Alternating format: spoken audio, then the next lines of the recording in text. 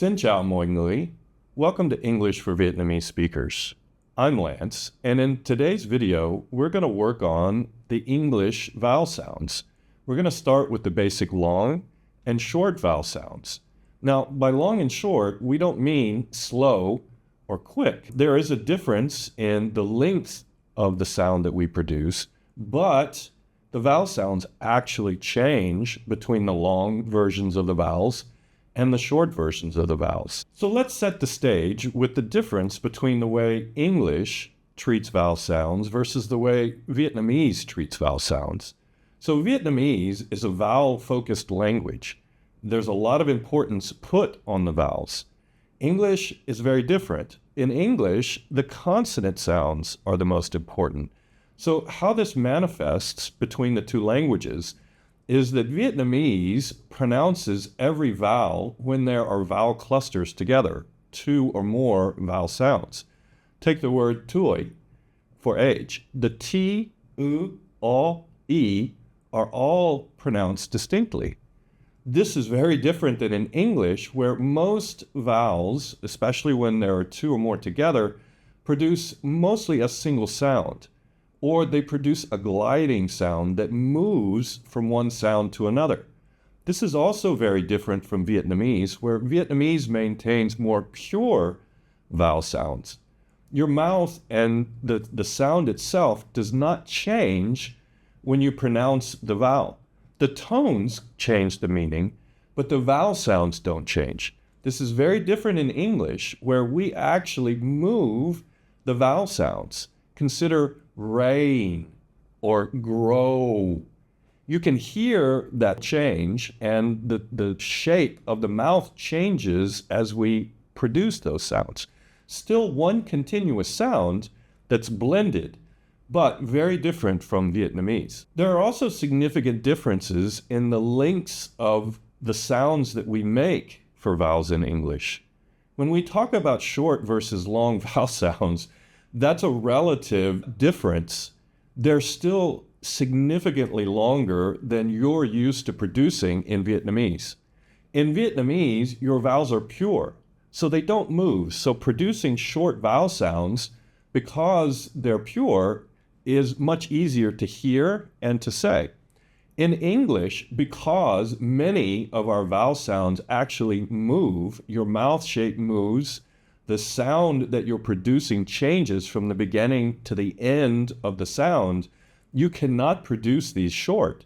If you produce them too short, you can't get these glides or these additional sounds into the vowels. Now, there's still one sound, more or less, but they move, and that's significantly different from Vietnamese. So you're going to have to practice making these sounds longer. Even the short vowel sounds are much longer than your Vietnamese vowel sounds. The long vowel sounds in English, you're going to feel are ridiculously long, but you're going to have to practice lengthening these sounds out in order to be understood by English speakers. So let's work through the English vowel sounds, both their short and their long variants.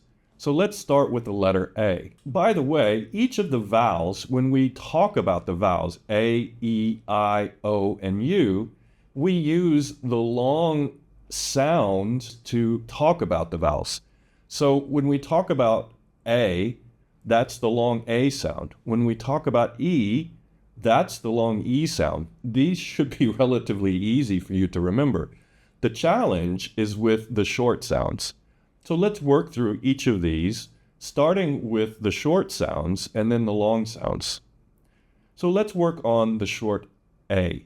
The short A produces an ah sound. So your mouth needs to be open, a lot more open than you would producing any of the Vietnamese vowel sounds.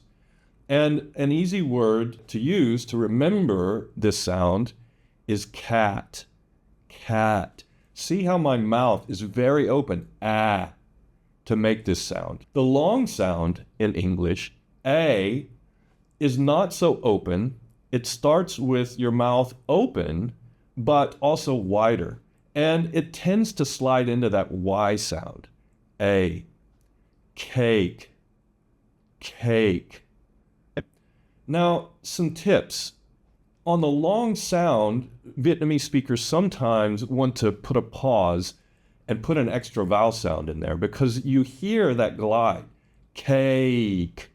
So sometimes you want to go ka-ik, or kaik. Don't put extra sounds. This is a glide. This is the first glide that we're going to talk about. So be careful with that. It's one continuous sound. It's also long, longer than the a in cat, but both longer than any of your Vietnamese vowel sounds. Moving on to the letter E. One of the best words to work on the short E sound is pet, pet. So even though it's short, we can still get it in pretty long, pet. Now, you don't have to say it that long, and we will shorten it a bit, pet, but it's still longer than your Vietnamese sound. Now, the long E, a classic word, si, si. It can be pronounced more of a pure vowel sound like you do in Vietnamese. The letter I can be a bit challenging because the letter I in Vietnamese produces more of an E sound, especially the long E sound. So you need to be careful. When you see this, you need to remember this is not the Vietnamese sound. So typical short I sound, it, pit. It can be shorter than most of the other short vowel sounds, but it still can't be too short. Try to work on lengthening it, pit. And the long I sound, sigh. The long I sound needs to be longer than the short I sound. Sigh. Notice how, again, that's more relaxed. The long vowels tend to be more relaxed than their shorter variants with regards to your mouth shape and how you have to hold them. And you'll also notice on that I, that glides quite a bit. Think of I, like your eyeball, I. So remember that glide on I. That's one reason it needs to be longer. You have to get that glide in, otherwise it sounds unfinished. Kite, kite, yeah, kite. You've got to get that glide in, and that takes time. And it takes time for us to hear it, even though you might be able to hear it as a Vietnamese speaker because you're trained on the vowels. We can't hear that glide unless you make it long for us to hear. Moving on to the letter O. The short O has more of an ah sound, hot, ah, hot. It's a bit more wider, hot, but it's still short, as opposed to the long O, as in home, grow. That definitely has a glide on it. You'll see my mouth starts open and closes. Home. Now, the O can also be colored by the consonants coming after. We'll get into coloring in subsequent videos. The key is you've got to move that O a bit. The tongue moves in the mouth and the lips move. O. Your lips narrow, your tongue moves forward. Now then, the final one is the U sound. Classic short U sound, cup, You can say it a bit shorter like you do the short I, it, cup. Again, wide, but not too wide. It's not cup, cup, cup. And then the long U actually has sound in common with a couple of other vowel combinations, but we'll focus on the long U for now. Cube, oob. It's not as open as the O sound, but it still moves. Cube. And so those are the vowel sounds. But there's one very important rule that we need to cover, and that is the silent E. So, except for the long E sound, a lot of the long vowel sounds are often made with this silent E. What do I mean by silent E? When an E, letter E, comes at the end of a word, especially if there's a single consonant before it, it is generally not pronounced. It's there to make the vowel before it long. Take the word cub, short U, cub.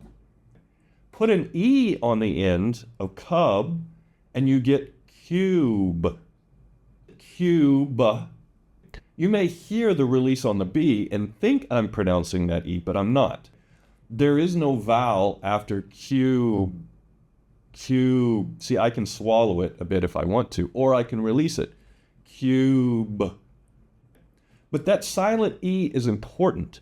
It often does a couple of things. One, as we said, it can make the vowel before it long, especially in shorter words where there's a vowel, a consonant, and the E.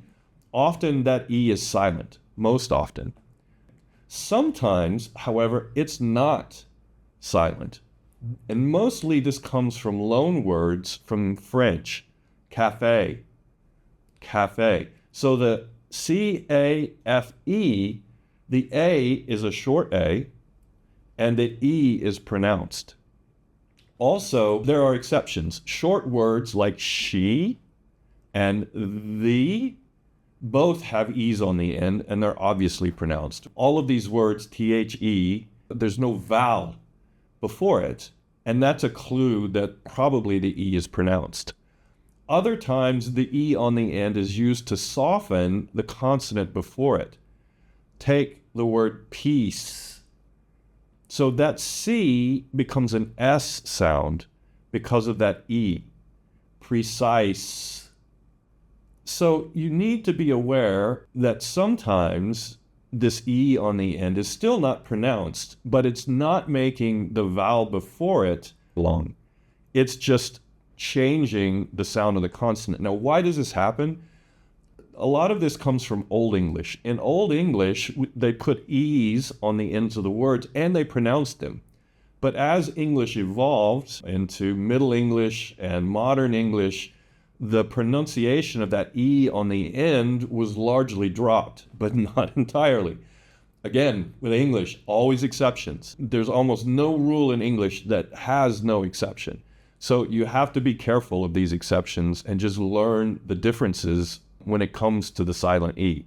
But the key here is don't try to pronounce that E on the end all the time. As a matter of fact, most of the time it's not pronounced. So in subsequent lessons, we'll also get into more of the vowel teams. Most of what we've covered here do not require vowel teams except for the long E sound. All of the long sounds that we'll get into in the practice are generally made using the silent E at the end of the word. And we'll work on minimal pairs. In subsequent videos, we'll work on the different vowel teams and how they work, because they can produce not just long vowel sounds, but they can produce completely different vowel sounds. In English, remember, generally one vowel sound per group of vowels. It may slide, but we do not distinctly pronounce each vowel like you do in Vietnamese.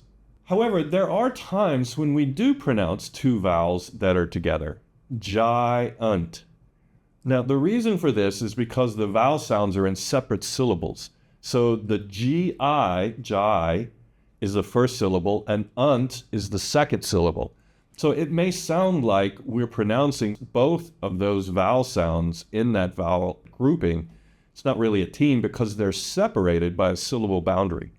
So you have to be aware of those as well, and we'll get into more of those issues and how to understand when English does pronounce two vowel sounds together in subsequent videos. All right, so that's it for basic vowel sounds, the long and short of the English vowels. A couple of things to remember. Short does not mean short. It not like your Vietnamese short. It means relatively short. You still need to pronounce these longer than you would in Vietnamese. The long vowel sounds you have to make ridiculously long in English. By Vietnamese speaking, English students struggle with being understood because they make their vowel sounds way too short. you can't get the glides into the sounds to where we can hear them by making these so short. So lengthen your sounds and then work on the practice sessions, which we'll be releasing in the next video. Thank you, and we'll see you next time. Hên gặp lại.